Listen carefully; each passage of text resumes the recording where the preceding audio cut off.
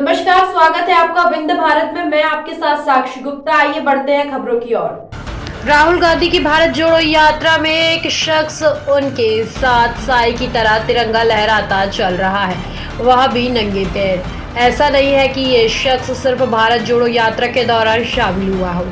इस शख्स और राहुल का 12 साल पुराना रिश्ता है। ये राहुल का इतना बड़ा फैन है कि देश में कहीं भी राहुल की रैली हो, ये बंदा तिरंगा लेकर वहां पहुंच जाता है। यही वो आदमी है जिसे सीआरपीएफ के सुरक्षा के घेरे में राहुल के सबसे करीबी जगह मिली हुई है। राहुल के प्रति इतना जुनून है कि कई बार सभाओं में भाग लेने के लिए टिकट कंफर्म नहीं होता तो ट्रेन के टॉयलेट में बैठकर भी सफर कर लेता।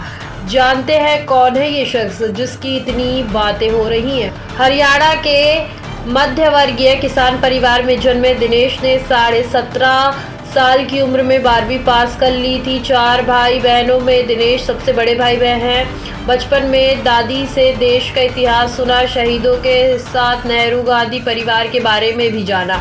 इंदिरा और राजीव की हत्या के बारे में उन्हें भावुक और विचलित कर देती थी। परिवार वाले यह बता देते कि 2004 में सोनिया गांधी और 2009 में राहुल गांधी चाहते तो प्रधानमंत्री बन सकते थे, लेकिन उन्होंने पद स्वीकार नहीं किया।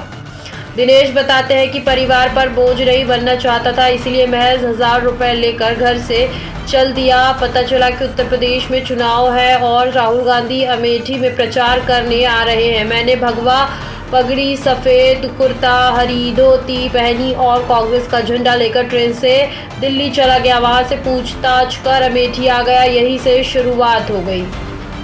2012 में राहुल गांधी से मुलाकात के दौरान मैंने उन्हें बता दिया कि मैं आपको प्रधानमंत्री बनते देखना चाहता हूं। उन्होंने कहा कि नंगे पैर मत चलो, लेकिन मैं नहीं माना। उसके बाद राहुल गांधी की सभा जहां भी होती वहां जाने का ठान लिया। खर्चा पानी के पैसे नहीं होते, इसलिए रेलवे स्टेशन पर ही सो जाता था। सुबह सबसे पहले अखबार वही आता था, इसीलिए उसी में राहुल गांधी का कार्यक्रम पढ़ लेता और उनकी सभा में पहुंचने के लिए ट्रेन पर चढ़ जाता। कई बार ऐसा हुआ कि जल्दबाजी में जनरल टिकट भी नहीं ले सका तो ट्रेन के टॉयलेट में छिपकर सफर करता रहा। लोकसभा चुनाव से पहले राजस्थान, छत्तीसगढ़ और मध्य प्रदेश में विधानसभा चुनाव हुए थे। तब जमकर मेहनत हुई और तीनों जगह सरकार बनी थी और अब लगने लगा था कि अब दिन बदलने लगे हैं और मेरा सपना जल्द पूरा होगा। पर लोकसभा चुनाव में हम इस तीनों राज्यों में बुरी तरह हार गए। तब ऐसा लगा कि जहां हम 6 महीने पहले जमकर मेहनत करके सरकार बनाई, वहां जब राहुल गांधी को प्रधानमंत्री बनाने की बारी आई तो हम बुरी तरह हार गए। ऐसा क्यों? तब बहुत टूटने सा लगा था, लेकिन मुझे तभी से लगता था कि राहुल गांधी नहीं टूटने वाले।